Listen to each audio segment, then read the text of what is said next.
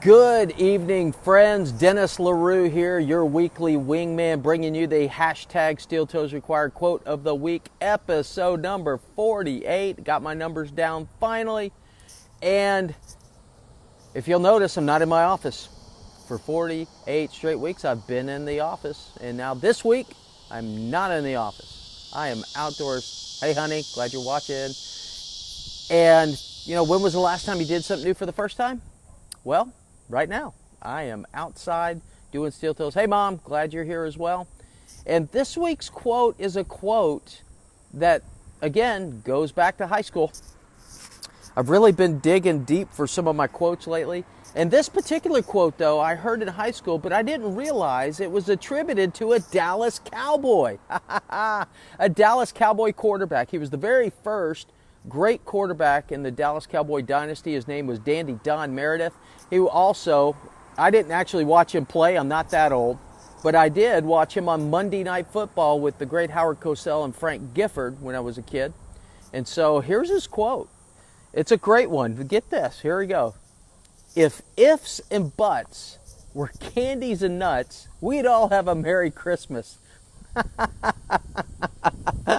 I still laugh every time I hear that quote. If ifs and buts were candies and nuts, we'd all have a Merry Christmas. Whew, I remember the conversation in high school when we were talking about this, and it was just a fun conversation, and I laughed just like I did now the first time I heard it. But as I get older, as I think about that quote again.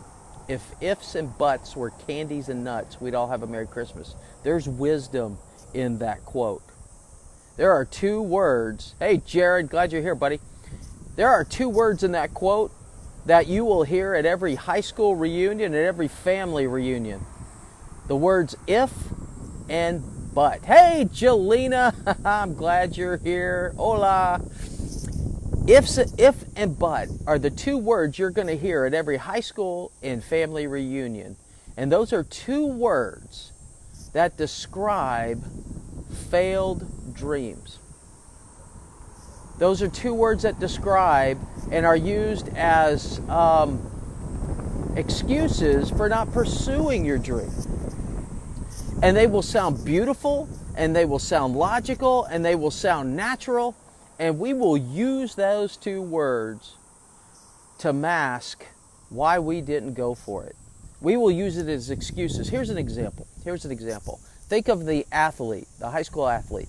Me, I was a runner. And I love my coaches and I love my teammates. This is just an example. This is not what I think about myself, but it's an example. I could have been an Olympic athlete if I had a better coach. Or if I would have trained harder. Or if I'd have realized my talent at the time. Fill in the blank for you. What is your if? What is that one if story that you constantly tell? I would have been blank if. Or, you know what? I would have done this, but. But what? I didn't have enough money. I didn't have enough this. But. The problem with but is but allows us to stay seated on our butt. You got to get off your butt. You got to get off your butt, get off the butt, and do what it is you're supposed to be doing. What's your if? You see, for me, I can remember saying I wanted to be a television sportscaster. And I remember saying but, and I remember saying if. And you know what? I'm not doing television sportscasting right now. Is it something I'd like to try? Yeah, I think I would. Getting paid to talk about sports, are you kidding me?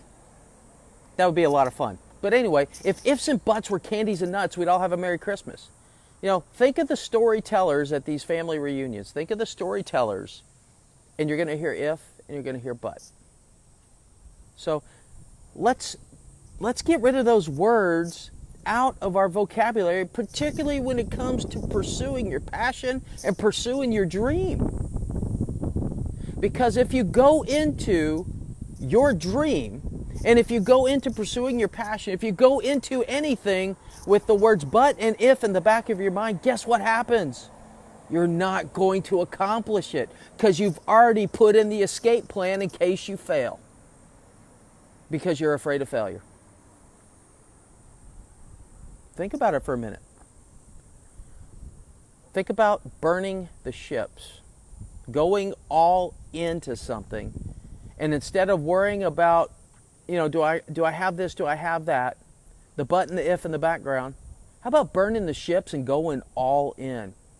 I shared a video earlier this week on one of my morning walks about going for the gold and not the silver, not settling for silver, but going for gold. It's the same thing. If you're using but and if in your sentences, you're not settling for gold or silver. You're settling for last place. You're settling for less than your best. Because even if you go your best and you don't even get gold, silver, or bronze, you gave your best. There was no but and if holding you back.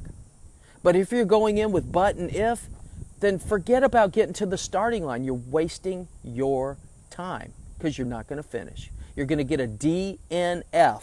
And for every runner I know out there, a DNF means did not finish. So don't get a DNF in life. Don't get a DNF in your dream. Some of you got a DNS on your dream. Did not start.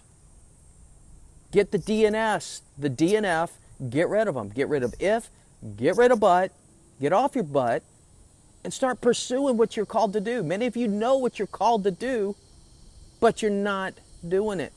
Why? Why? Because you see, all the ifs and all the buts and all the stories that you've told, had they all come true, you'd have a Merry Christmas. No question.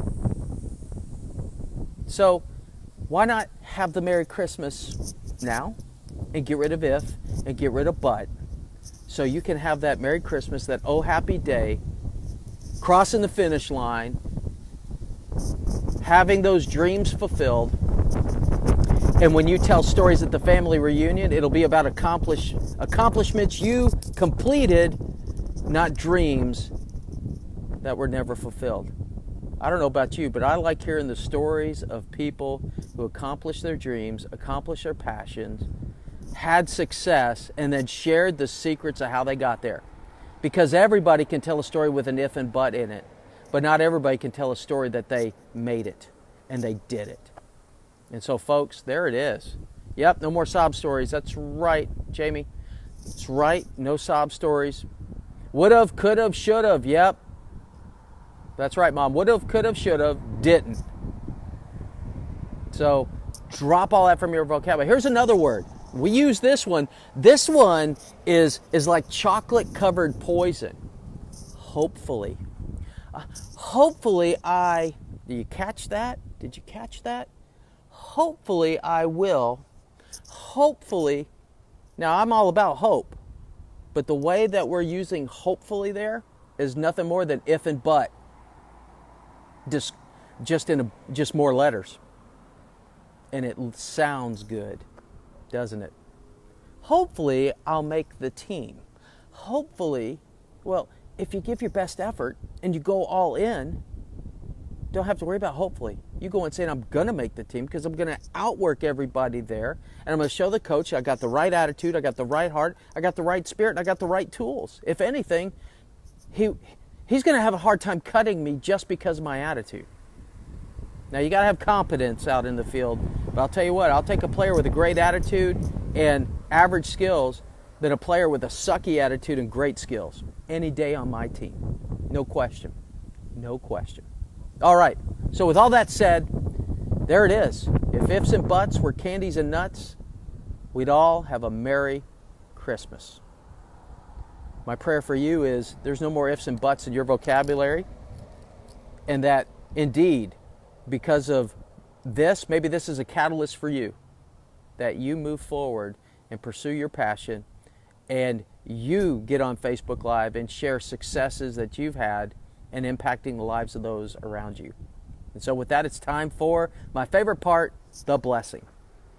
I pray the blessing of bread that you know no hunger. I pray the blessing of salt, that your life would be salty to others and they like the taste of it. And not only that that there's salt in your life as well. And I also pray for wine, the blessing of wine, that joy and prosperity would be yours, and that the love of God would be your portion this day and forevermore. Thanks for tuning in.